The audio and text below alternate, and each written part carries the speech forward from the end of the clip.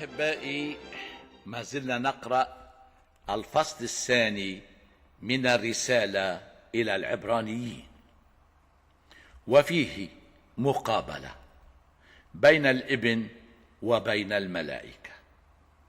اعتبر بعض الناس أن الملائكة هم خلائق رفيعة أرفع من البشر، وبما أن الابن صار بشرا إذن صار الملائكة أعظم منه.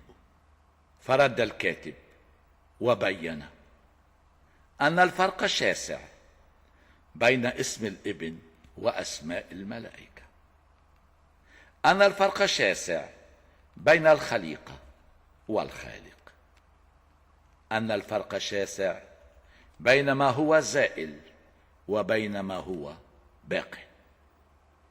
لهذا أنهى هذه البراهين بكلمة يقول فيها للابن بفم الله: اجلس عن يميني. ذاك هو موضوع هذا التأمل اليوم: اجلس عن يميني. ذاك قول الرب الإله لابنه يسوع المسيح، كما نقول في قانون الإيمان: وصعد إلى السماء وجلس عن يمين الله الآب. ونقرأ أحبائي الرسالة إلى العبرانيين الفصل الأول من آية 10 إلى النهاية. وقال أيضا: أنت يا رب أسست الأرض في البدء، وبيديك صنعت السماوات. هي تزول وأنت تبقى، وكلها كالثوب تبلى. تطويها طي الرداء فتتغير، وأنت لا تنتهي أيامك. ولمن من الملائكة قال الله يوما: اجلس عن يميني حتى أجعل أعداءك موطئا لقدميك. أما هم كلهم أرواح في خدمة الله، يرسلهم من أجل الذين يرثون الخلاص. قرأنا العبرانيين فصل 1 من 10 إلى النهاية أو آية 14. وقال أيضا: ما زلنا أحبائي نعود إلى العهد القديم، إلى العهد القديم الذي يقدم لنا الآية بعد الآية ليبين لنا ما هو دور الابن في الخلاص. أنت يا رب. إذن يدعو يسوع المسيح الرب كيريوس. كيريوس الرب يقابل يهوه في العبرية، ويهوه هو الاسم الذي دعا به الله ذاته أمام موسى. سأله: ما اسمك؟ قال: أنا يهوه، أي الإله الذي هو. وفسره اليونان بالكائن، وقال عنه سفر الرؤيا: كان في الماضي ويكون الآن ويأتي في المستقبل. وكما قال عن نفسه: يأتي على سحاب السماء ليدين الأحياء والأموات. نعم، كيريوس الرب يهوه أسست الأرض في البدء. وهكذا نعود إلى الآية الأولى من الكتاب المقدس: في البدء خلق الله السماوات والأرض. في البدء بالنسبة لأي شيء، في البدء أي في بدء الخليقة، في بدء الزمان، فالزمان والمكان يسيران معا. نحن في هذا الزمان وفي هذا المكان. أما في العالم الآخر فلا زمان ولا مكان.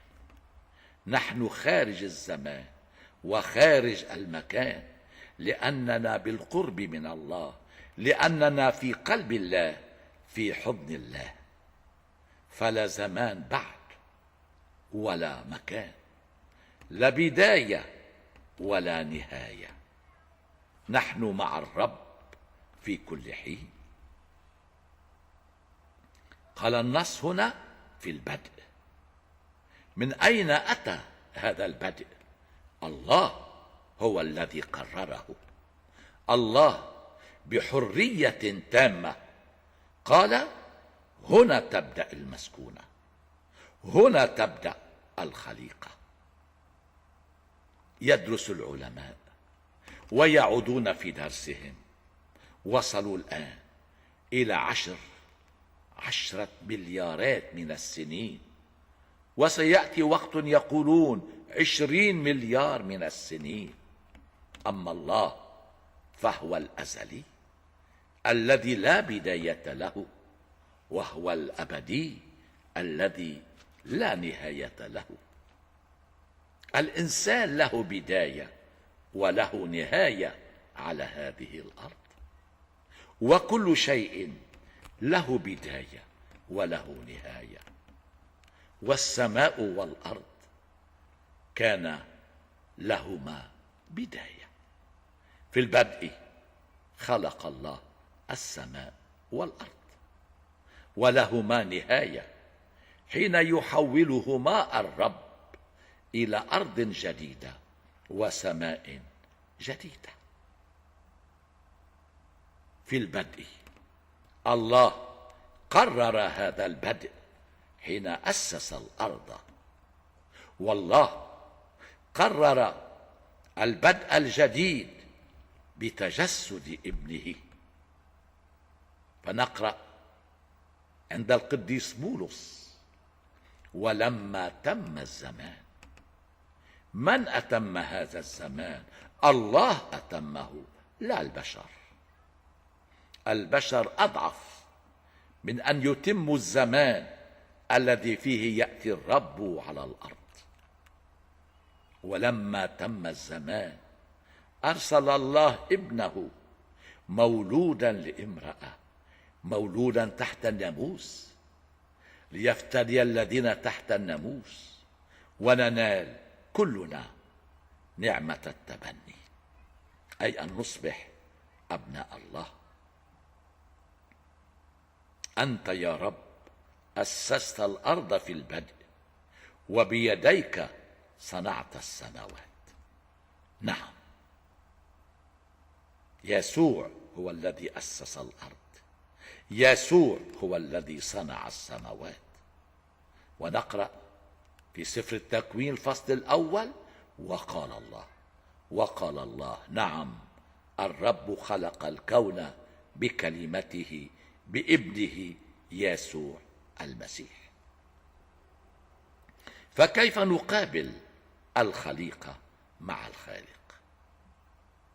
في آية 11: الخليقة تزول، الخالق يبقى. الخليقة هي كالثوب تبلى، هي كالرداء تتغير. أما الخالق فلا تنتهي أيامه. بين الخليقة والخالق هو الزمن تجاه الأبدية، هو الزوال تجاه البقاء. البشر كلهم زالوا، الخليقة تزول، أما الابن فيبقى إلى الأبد.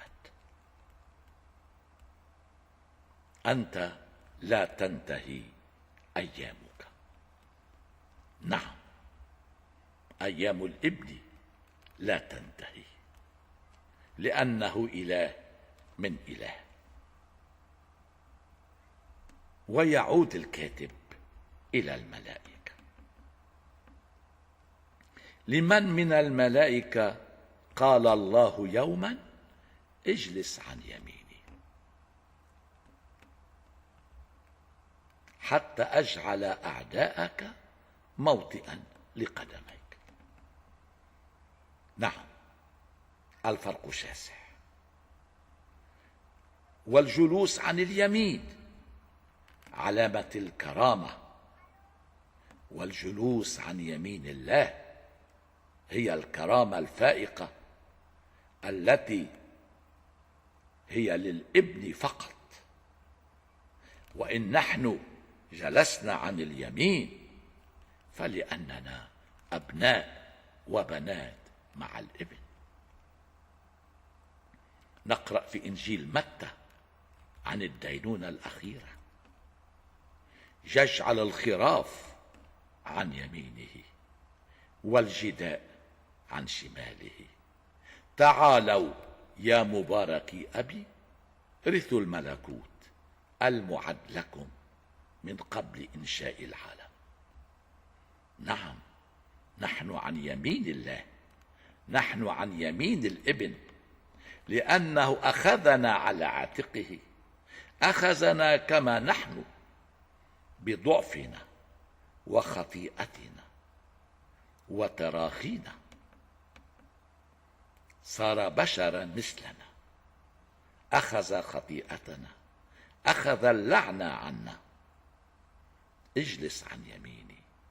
الابن وحده هو عن يمين الآب، لا الملائكة. فالملائكة هم خدام. ويقول سفر الرؤيا إنهم يقفون أمام الله.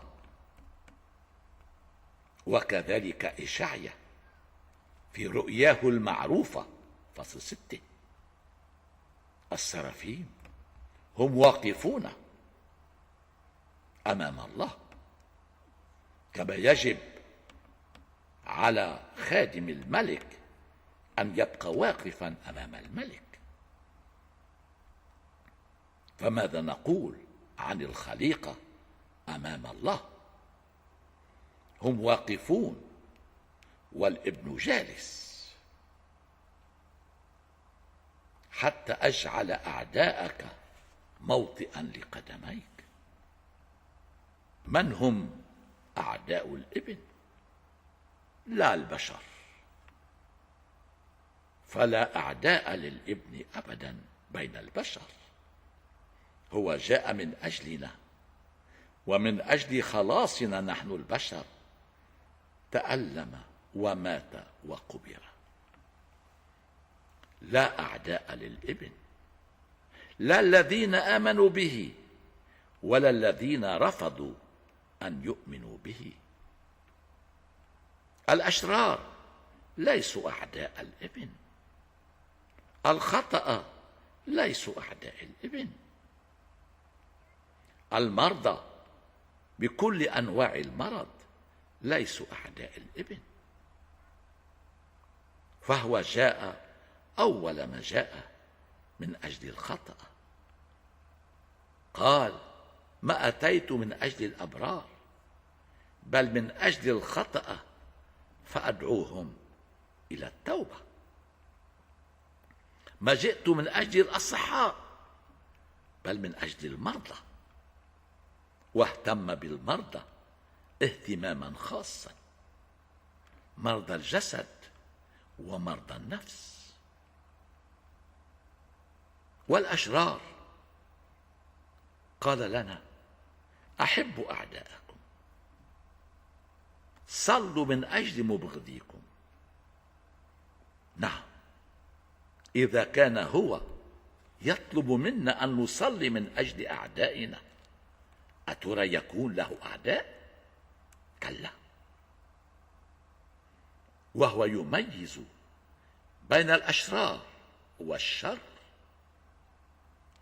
الأشرار مهما كانت خطاياهم يستعد الآب لكي يستقبلهم كما استقبل ابنه الأصغر.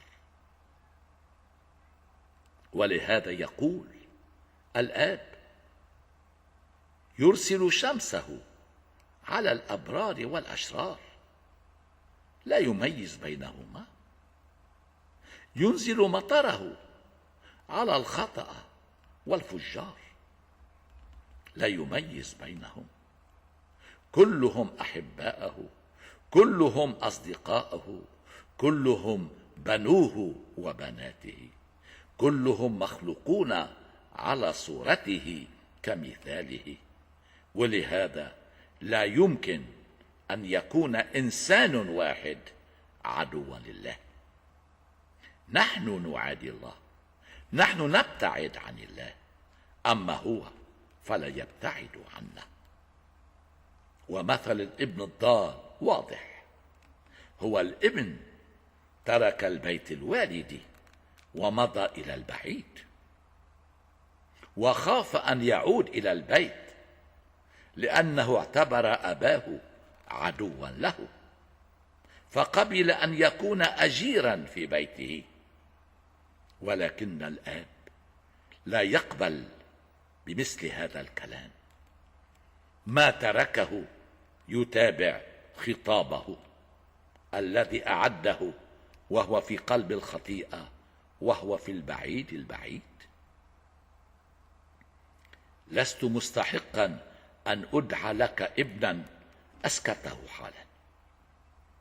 كان يقول اجعلني أجير لا أجراء عند الرب، كلنا أبناء وبنات. نعم، لا عبيد عند الرب. قال لنا يسوع لا أدعوكم عبيدا بعد، فالعبد لا يعرف أسرار سيده. أنتم أبناء، أنتم بنات الله الآب، أنتم إخوة وأخوات لي. إذن من هم أعداء الابن؟ أعداء الابن هم الشر أولا، هم الخطيئة، هم الموت. من أجل هذا أراد يسوع أن يموت فيميت الموت بموته. كانت المسيرة الشر، الخطيئة، الموت. أخذ يسوع الطريق المعاكس، بدأ فمات، فداس الموت، ثم داس الخطيئة، ثم داس الشر. وهذا واضح في كل حياته العلنية. المرض شفاه، الموتى أقامهم. ابن أرملة نائين، ابنة يائيروس، لعازر، وأخيرا الخطأ، الخاطئة، اذهبي ولا تعودي إلى الخطيئة. الزانية أرادوا أن يرجموها، هم أعداء لها، وحده يسوع كان صديقا لها. أما حكم عليك أحد؟ ولا أنا أحكم عليك. وتلك المرأة المحدودة التي تكاد تلامس الأرض بفمها لمسها فانتصبت وقامت تمجد الله. نعم، أعداء الله لا يمكن أن يكونوا البشر. البشر كلهم أحباؤه، وهو يريد أن يخلص جميع الناس ويعود إلى التوبة. الله لا يفرح بموت الخاطئ، بل أن يعود إليه ويحيا. هذا هو الابن الجالس عن يمين الآب، لا أعداء له، مع أن اليهود عادوه وطلبوا له الموت لأنه حسب نفسه ابن الله، مع أن بيلاطس عاداه لكي يبقى صديقا لقيصر، هددوه: أو تكون صديقا ليسوع الناصري أو تكون صديقا لقيصر. فضل صداقة قيصر على صداقة الابن، وهكذا بان أنه عدو يسوع المسيح، فأرسله ليجلد ثم ليصلب. أما يسوع فما قبل أن يكون هؤلاء كلهم أعداءه. اغفر لهم يا أبتي لأنهم لا يعلمون ماذا يفعلون. نعم، وجد لهم يسوع العذر، عذرهم، غفر لهم، وهو يعذر كل واحد منا مهما كانت خطايانا، حسب ما يقول إشعيا: ولو كانت خطاياهم كالقرمز حمراء فأني أجعلها بيضاء كالثلج كالصوف. أعداء المسيح ليسوا البشر، هو يريد خلاص الجميع، هو الخالق وهو المخلص. أما الملائكة فلهم الذين خلقوا الكون، ولهم الذين خلصوا المؤمنين من الخطيئة. هم أرواح أو رياح إذا أردنا في خدمة الله. نعم، هم خدام لله. خدام لله لا له وحده، فالله لا يحتاج إلى خدام، بل يحتاج إلى أبناء وبنات. ولماذا يقول عن الملائكة هم في خدمة الله؟ لا من أجله بل من أجلنا نحن. حسبنا أن الملائكة هم أرفع منا، أخطأنا، هم في خدمتنا. نعم، هم في خدمتنا. كل مرة نقرأ عن الملائكة في الكتاب المقدس نفهم أن الله يرسلهم إلينا. نعم، أرسل الملاك إلى إبراهيم ليمنعه من قتل ابنه إسحاق. أرسل الملائكة إلى يعقوب ليقولوا له: لا تخف، لا تخف، أنت يمكن أن تمضي وتعود والرب يرافقك. أرسل الله الملاك إلى جدعون لكي يخلص شعبه من بني مديان. نعم، الملائكة هم في خدمتنا، يرسلهم الله من أجلنا، من أجل الذين يرثون الخلاص. ومن ورث هذا الخلاص؟ نحن البشر. نحن البشر نرث الابن، نرث مع الابن، نرث ملكوت السماوات. فكيف أيها القائلون تسرون بأن تجعلوا الملائكة فوق الابن؟ الملائكة هم في خدمتنا لأنهم في خدمة الابن، كما كان الأمر بعد التجارب. فكيف يكون الخادم سيد الرب والإله؟ اجلس عن يميني. يسوع المسيح هو الملك، هو الرب، هو الخالق، هو المخلص، هو إله من إله، ولهذا فالملائكة خدام له، وبالتالي خدام لنا نحن الذين ننال الخلاص. شكرا لك يا رب لأن كاهننا فوق البشر كلهم، لأن كاهننا فوق الملائكة، لأن كاهننا هو القوي الذي يجعل أعداءه تحت قدميه، الموت، الخطيئة والشر، لأن كاهننا هو ذاك الذي جاء يقتل العداوة بين الله وبيننا وبين إخوتنا البعيدين القريبين، أتى بهم كلهم لكي يكونوا أبناء وبنات الله. شكرا لك أيها الرب يا من أسست الأرض وصنعت السماوات. شكرا لك أيها الأزلي الذي أتى إلى الزمن. شكرا لك يا ابن السماء الذي جاء على الأرض ليرفع أبناء الأرض إلى السماء.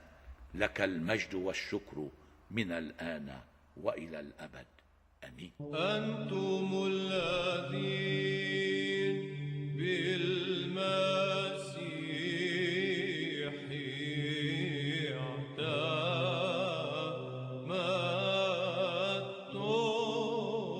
اعتمدتم. بسم الآب والابن والروح القدس الإله الواحد، آمين.